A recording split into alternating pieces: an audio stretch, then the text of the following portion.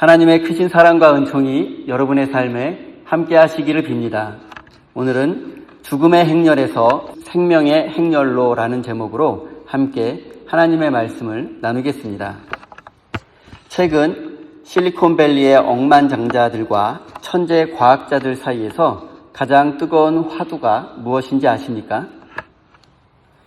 일반적으로 많이 알려진 것은 인공지능과 우주여행에 관한 것들입니다. 하지만 이들이 더 관심을 가지고 집중적으로 연구하고 있는 것은 바로 죽음의 정복이라고 합니다. 불로장생, 영원히 사는 것이라고 합니다. 구글은 칼리코라는 생명공학 회사를 세워서 인간의 수명을 500년까지 늘리겠다는 프로젝트를 실행하고 있고 거기에 천문학적인 예산을 쏟아붓고 있다고 합니다.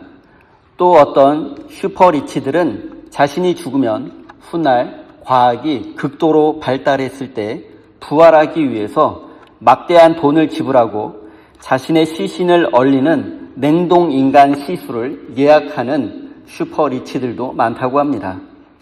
엄청난 자본과 최첨단 과학기술을 동원하여 죽음이라는 생물학적 시스템을 해킹하고 마침내 죽음을 이긴 신의 반열에 오르는 호모데우스의 꿈을 꾸고 있습니다.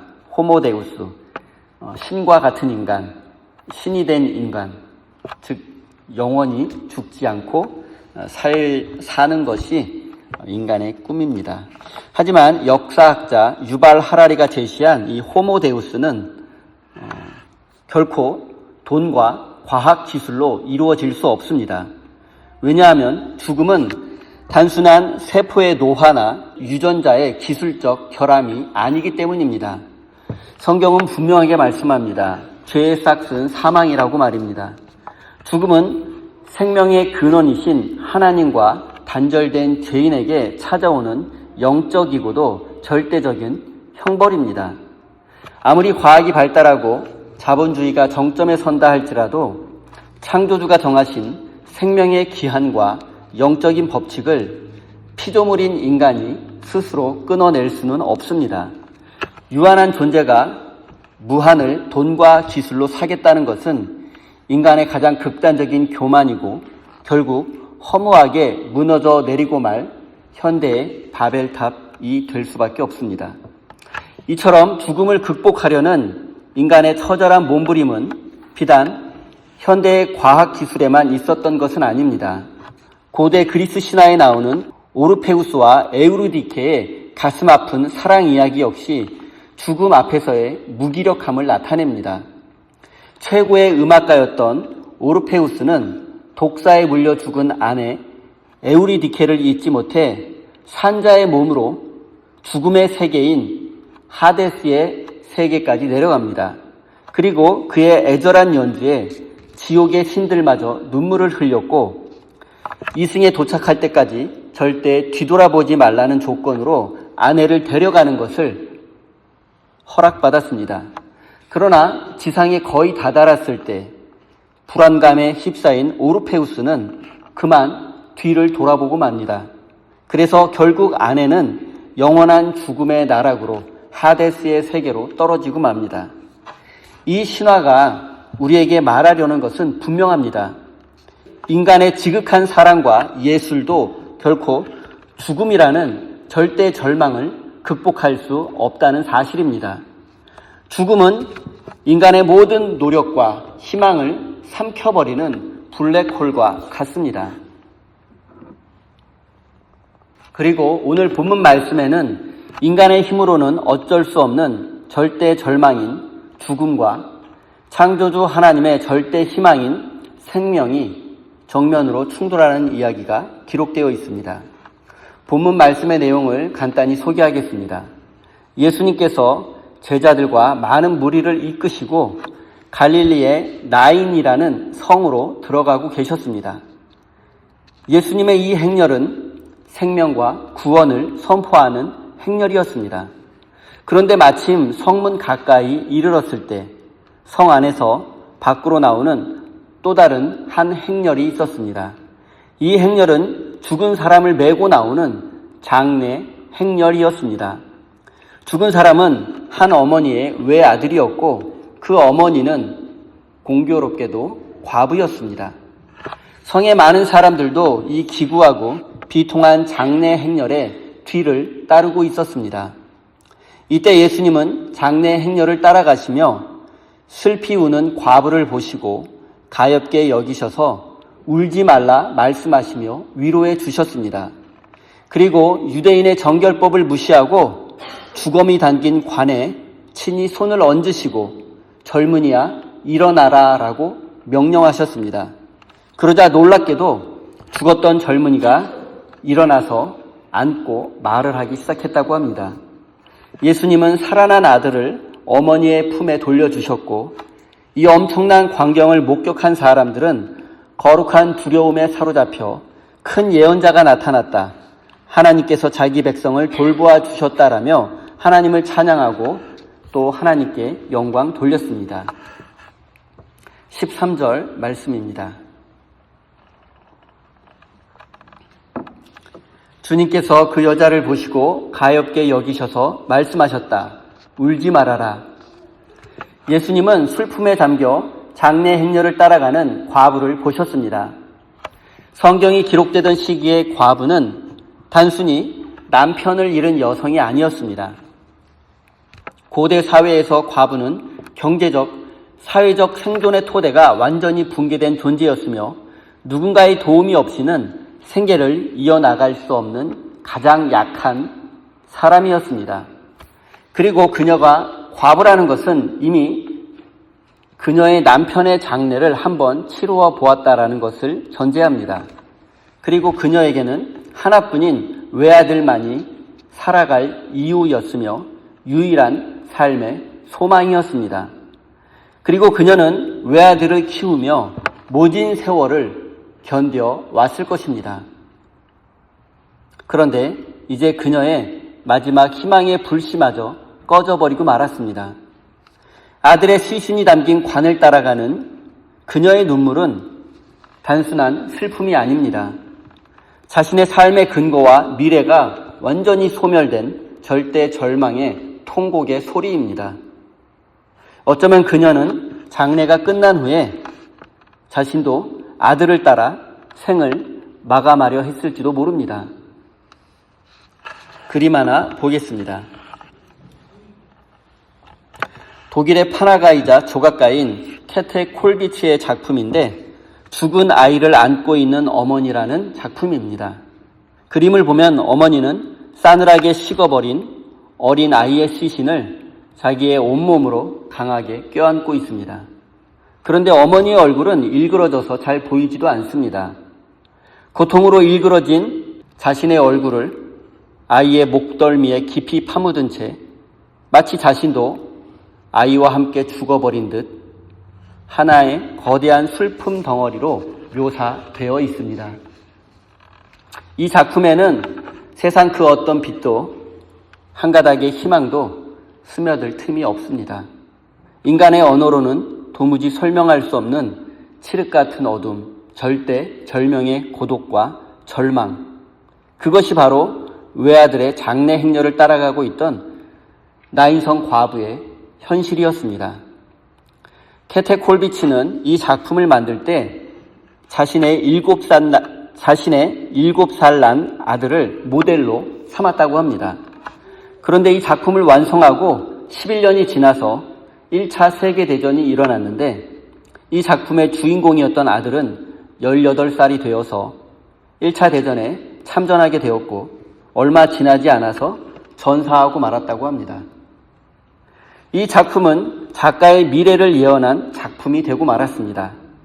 그리고 이 작품은 현재 뉴욕 현대미술관에 소장되어 있습니다. 저는 오늘 본문 말씀을 묵상하면서 만약 내가 이 나인성 과부였다면 어땠을까라는 생각을 해보았습니다. 아내가 병으로 먼저 세상을 떠나고 또 하나뿐인 딸이 사고사를 당한다면 하늘이 무너져 내리고 하나님을 원망할 힘조차 없을 것 같습니다. 하나님 나도 데려가십시오. 이렇게 절규하지 않겠습니까? 아내와 딸은 삶의 이유와 희망이었을 텐데 나인성 과부는 남편과 또 하나뿐인 아들마저 떠나 보내고 말았습니다. 여러분이 만약 이 나인성 과부와 같은 상황이라면 여러분의 삶은 어떠했을지 한번 생각해 보십시오. 그리고 오늘날 우리 시대에도 이 나인성 과부처럼 절망에 사로잡혀 절규하는 많은 사람들이 있습니다. 세상은 점점 화려해지고 기술은 발전하지만 아이러니하게도 현대인들의 마음속은 그 어느 때보다 깊은 우울감과 상실감으로 병들어 있습니다. 겉으로는 웃으며 화려한 일상을 사진 찍어 소셜미디어에 올리지만 아무도 없는 곳에서는 홀로 눈물 짓는 사람이 너무 많습니다. 경제적으로 벼랑 끝에 내몰린 사람들이 있고 또 이유 없이 찾아온 불치병으로 삶의 희망을 잃어버리고 고통받는 환우들이 있습니다. 그리고 전쟁과 또 자연재해로 삶의 터전을 모두 빼앗기고 잃어버린 사람들도 있고, 그리고 사회적 참사로 자식을 묻고 평생을 지옥처럼 살아가는 유족들도 있습니다. 이 모든 사람들이 바로 우리 시대의 나인성 과부들입니다. 이제 여러분 자신을 한번 돌아보십시오. 어쩌면 바로 내가 이 시대의 나인성 과부일지도 모릅니다. 울고 있는 그 과부가 어쩌면 우리의 모습일지도 모른다는 생각이 들었습니다. 사람들이 몰라서 그렇지 남에게 말 못할 가정의 불화로 고통당하는 사람이 많고 체면 때문에 살아가는 부부들도 많습니다. 경제적 위기, 그리고 무너진 인간관계, 또 나이 들어가며 다가오는 노화와 질병, 그리고 죽음의 그림자 앞에서 남몰래 눈물 흘리는 과부가 어쩌면 우리 자신의 모습일지도 모릅니다. 세상은 우리의 슬픔에 오래 머물러 두지 않습니다. 장례식의 조문객들은 장례식이 끝나면 각자의 일상으로 돌아가고 홀로 남은 자는 지독한 침묵 속에서 그 아픔을 견뎌내야만 합니다.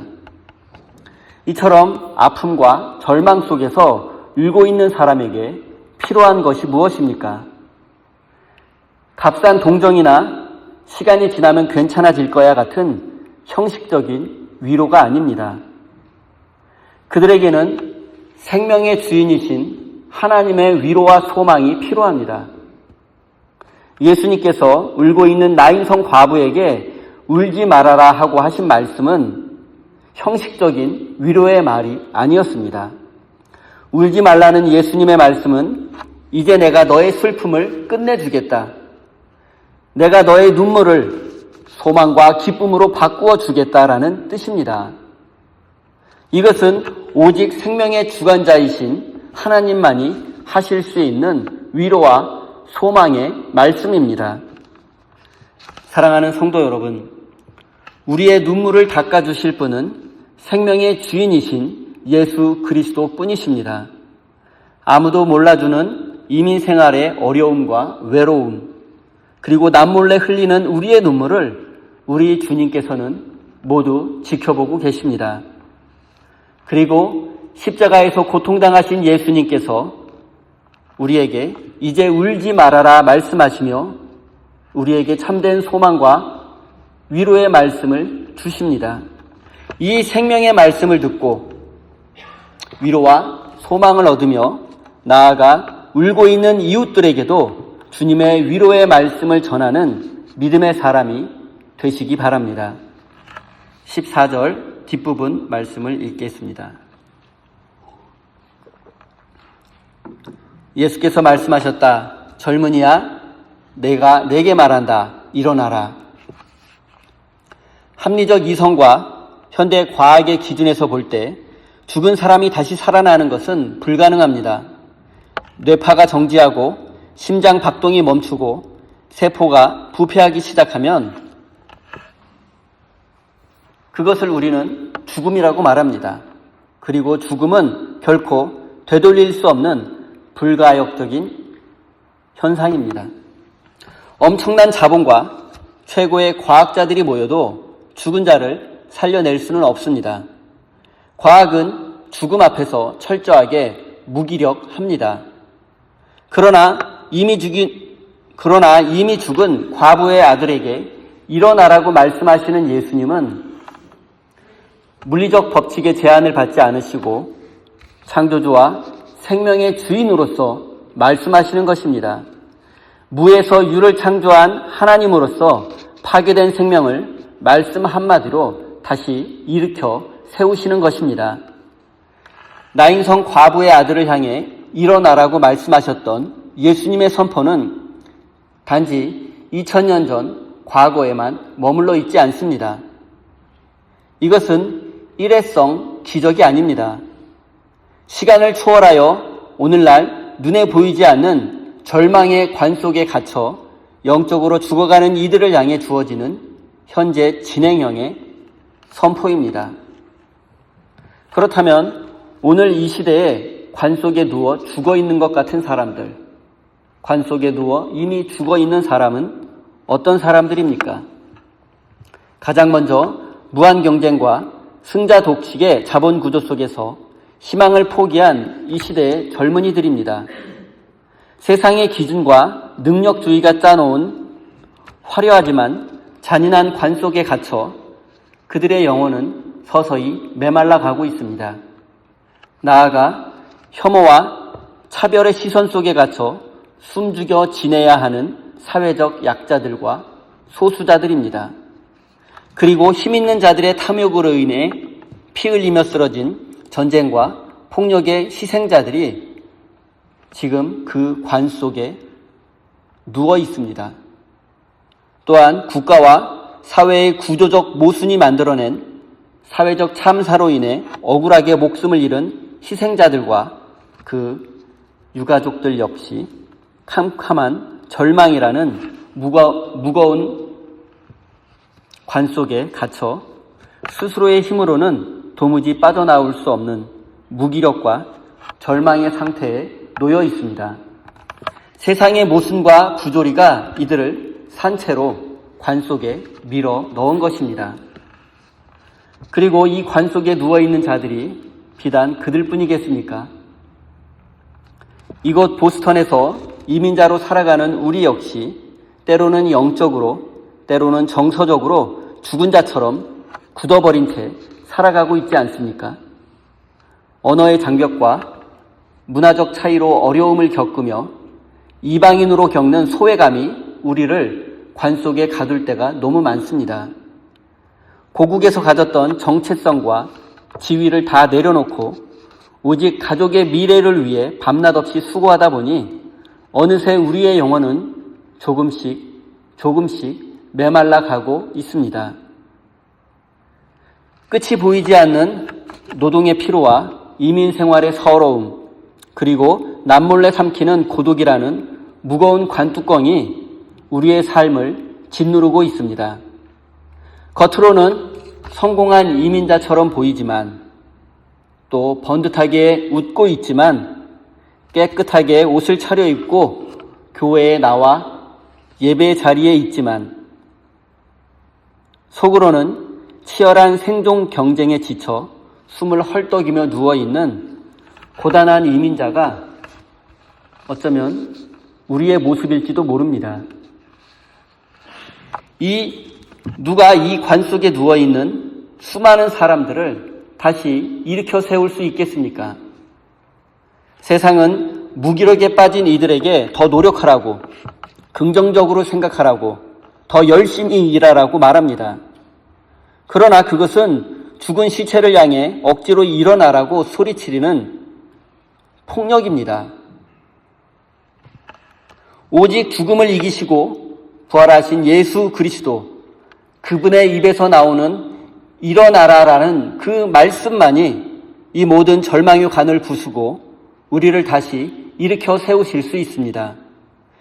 죽은 것 같은 우리 인생이 다시 살아날 수 있는 유일한 방법은 오직 예수 그리스도의 능력과 권세뿐입니다.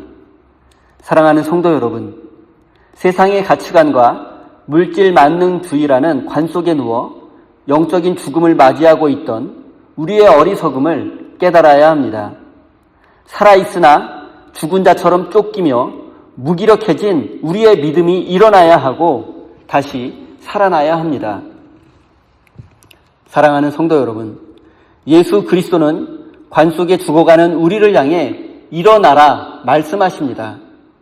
우리가 이 말씀을 믿음으로 받아들일 때 우리는 다시 일어나게 될 것이고 우리 인생이 회복될 수 있음을 마음 깊이 새기시기 바랍니다. 14절 앞부분입니다.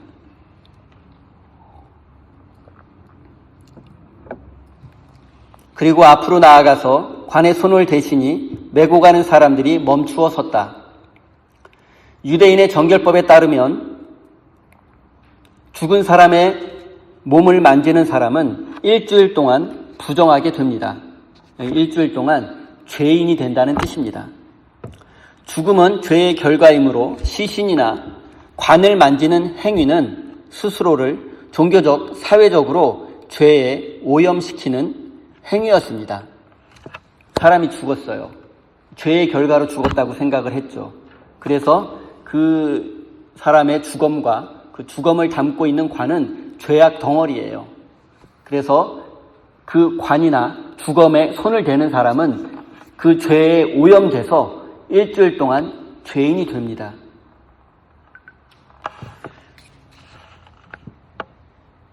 율법을 철저하게 지키려 했던 유대인들, 그 중에서도 랍비와 제사장, 율법학자들, 만약 이들이었다면 이 관을 피해서 멀리 돌아갔을 것입니다. 그런데 예수님은 어떻게 하셨습니까? 말씀 한마디로 멀리서도 일어나라 말씀하실 수 있었음에도 불구하고 굳이 다가가셔서 관에 직접 손을 대셨습니다. 그래서 성경은 관을 메고 가던 사람들이 깜짝 놀라 걸음을 멈추었다고 할 정도입니다. 세상의 법칙은 깨끗한 것이 더러운 것에 닿으면 함께 오염된다고 합니다. 그러나 예수님의 손이 부정한 관에 닿자 오히려 부정한 것이 깨끗해지고 죽음이 생명으로 바뀌었습니다. 그렇다면 오늘날 우리가 예수님을 따라 관을 만진다는 것은 무엇을 의미하겠습니까? 그것은 세상이 부정하다 여기고 꺼려하고 돈이 없어 안 된다며 외면하는 것으로 우리의 손을 내어 뻗는 것입니다. 소외된 이들, 병든 자들, 차별받는 소수자들, 사회적 참사로 피눈물 흘리는 자들, 그리고 이민사회에 지친 이웃들의 아픔 속으로 직접 뛰어들어 그들의 삶의 무게를 함께 짊어지는 것입니다. 우리 교회는 세상에 눈물이 흐르는 장례 행렬을 가로막아서서 그들의 부정한 관에 거룩한 손을 대는 은혜의 공동체, 생명의 공동체가 되어야 합니다. 사랑하는 성도 여러분, 우리는 그동안 내 손에 흙을 묻히기 싫어서, 내 손에 더러운 것이 묻기 싫어서, 내가 손해보고 내가 피곤해지는 것이 두려워서 이웃의 고통과 아픔을 모른 채 하며 살아오지 않았습니까? 예수님께서 우리의 썩어가는 죽음에 관해 기꺼이 손을 대어 우리를 살려주었듯이 이제는 우리가 세상이 부정하다고 죄인이라고 낙인 찍은 사람들의 삶에 개입해야 합니다. 사랑하는 성도 여러분, 십자가의 사랑으로 무장하여 이 시대에 상처받고 냄새나는 관에 기꺼이 손을 뻗어 위로와 소망을 전하는 사람, 절망을 생명으로 바꾸는 은혜의 통로가 되시기 바랍니다. 16절입니다.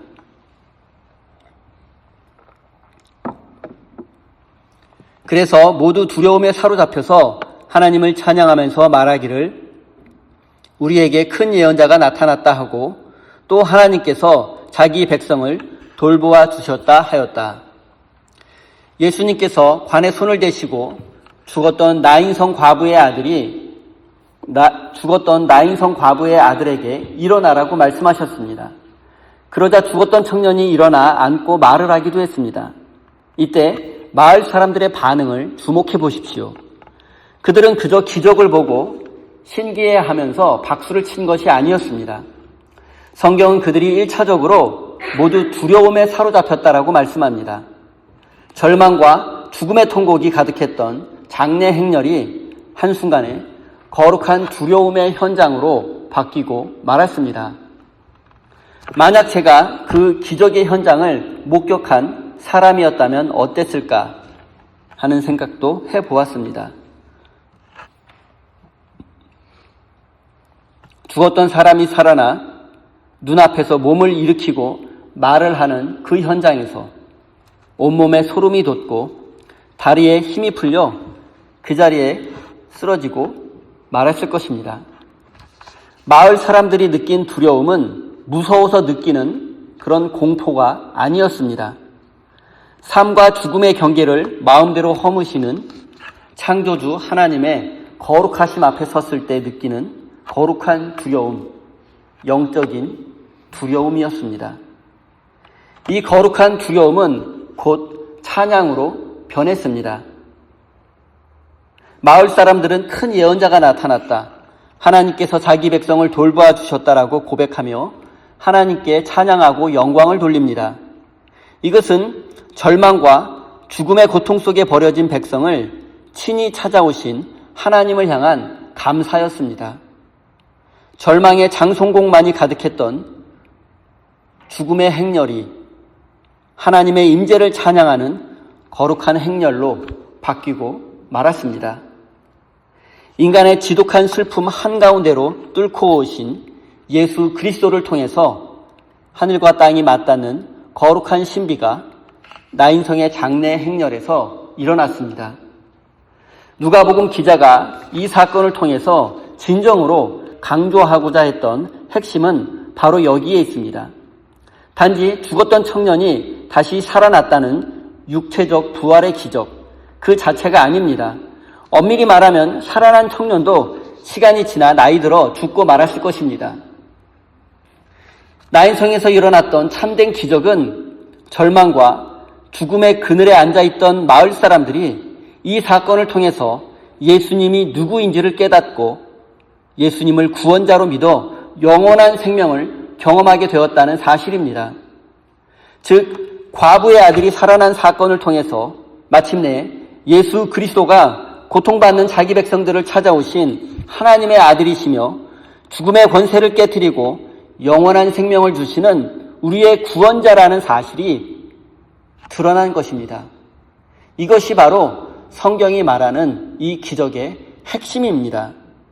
사랑하는 성도 여러분, 우리는 눈앞의 문제 해결과 신비한 능력만을 쫓는 자들이 되어서는 안 됩니다. 세상에서 복받고 나의 이기적인 소원만이 이루어지기를 바라는 그런 마음으로 신앙생활을 한다면 그것은 예수님을 그저 기적을 만들어내는 도구로 전락시키는 것이며 타락한 기복주의일 뿐입니다. 우리는 기적을 믿는 자가 아니라 예수 그리스도를 믿는 자가 되어야 합니다. 기적은 지나가지만 기적을 베푸시는 예수님은 영원하십니다. 오직 예수 그리스도만이 죽음을 이기신 하나님의 아들이요 구원자이심을 믿으며 두렵고 떨리는 마음으로 하나님을 찬양하며 하나님께 영광 돌리는 참된 믿음의 사람이 되시기 바랍니다. 이제 말씀을 맺겠습니다. 죽음을 향해 가던 나인성의 장례 행렬은 예수님을 만나게 되었고 절망의 장송곡은 거룩한 찬양으로 바뀌었고 죽음의 관은 생명의 요람이 되었습니다. 사랑하는 성도 여러분, 우리는 모두 죽음을 향해 걸어가는 장례 행렬의 한가운데 있습니다. 천문학적인 자본과 첨단 기술로도 막을 수 없는 그 영원한 죽음의 행렬 속에서 주님은 우리를 먼저 찾아오셨습니다. 그리고 우리에게 이제 더 이상 울지 말아라 위로하시며 부정한 관에 친히 손을 대시어 우리에게 일어나라고 명령하십니다. 그리고 이제 우리는 이 시대의 절망이라는 관 속에 누워 신음하는 모든 이들에게 예수님의 생명과 십자가 사랑을 전해 주어야만 합니다. 또한 이제 우리는 단순히 눈앞의 기적을 바라는 얄팍한 믿음을 버리고 우리의 구원자 되시는 예수님을 온전히 믿고 그분의 삶을 따라가야 합니다. 지금도 살아서 역사하시는 예수 그리스도의 부활의 능력이 우리의 삶과 우리 교회 그리고 낯선 땅에서 눈물 흘리는 모든 이들과 절망에 사로잡힌 모든 이들 가운데 함께 하실 것입니다. 사랑하는 우리 세임교회 성도 여러분, 세상이 심어주는 헛된 호모데우스의 꿈을 내려놓고 영원한 생명이신 예수님을 따라 믿음의 사람이 되십시오. 이제 눈물을 거두어 일어나 세상을 살리는 생명의 행렬에 함께하는 거룩한 하나님의 백성이 되시기를 예수님의 이름으로 축원드립니다. 기도하겠습니다. 생명의 주관자이신 하나님, 세상의 헛된 우상과 물질 만능주의에 기대어 영원한 삶을 꿈꾸었던 우리의 어리석음을 용서해 주십시오. 이 시간 죽음의 행렬과도 같았던 우리의 삶에 찾아와 주셔서 울지 말아라 위로해 주시고 일어나라 말씀하시며 우리에게 새 생명을 주신 은혜에 감사드립니다. 주님, 우리가 이 세상의 무한 경쟁과 절망이라는 관 속에 누워 고통당하는 이들을 외면하지 않게 해주십시오. 이제 우리가 무기력과 절망에서 깨어나 당당히 일어서게 하시고 상처받은 이웃들에 관해 손을 뻗어 위로를 전하는 생명의 통로가 되게 해주십시오. 우리가 기적을 쫓는 자가 아니라 예수 그리스도를 믿는 참된 믿음의 사람이 되어 날마다 주님을 향한 거룩한 두려움과 찬양을 드리며 생명의 행렬을 따라가는 믿음의 사람이 되게 해주십시오. 사랑의 하나님, 우리에게 허락하신 생명 그리고 우리 손에 쥐어주신 모든 것이 결코 우리의 힘으로 얻은 것이 아님을 고백합니다. 우리가 가진 모든 것이 주님의 영광을 위해 사용되기를 원합니다. 오늘 생명의 주님을 향한 거룩한 두려움과 벅찬 찬양을 품고 우리의 마음과 정성을 다해 소중한 예물을 올려드립니다. 이 예물이 쓰이는 곳마다 죽음의 권세가 물러가고 부활의 생명이 꽃피우게 해 주십시오. 또한 세상의 절망이라는 관 속에 갇혀 신음하는 모든 이들에게 참된 생명을 전해주는 일에 사용되게 해 주십시오. 기쁨과 감사함으로 예물을 드린 우리 성도들의 가정과 저들의 일터와 자녀 위에 하늘의 신령한 은혜를 내려주십시오. 경제적 어려움 속에서도 믿음으로 살아가려는 노력을 멈추지 않게 하시고 저들의 삶에 일어나라 말씀하시는 주님의 기적과 회복이 일어나게 해 주십시오. 예수님의 이름으로 기도드립니다.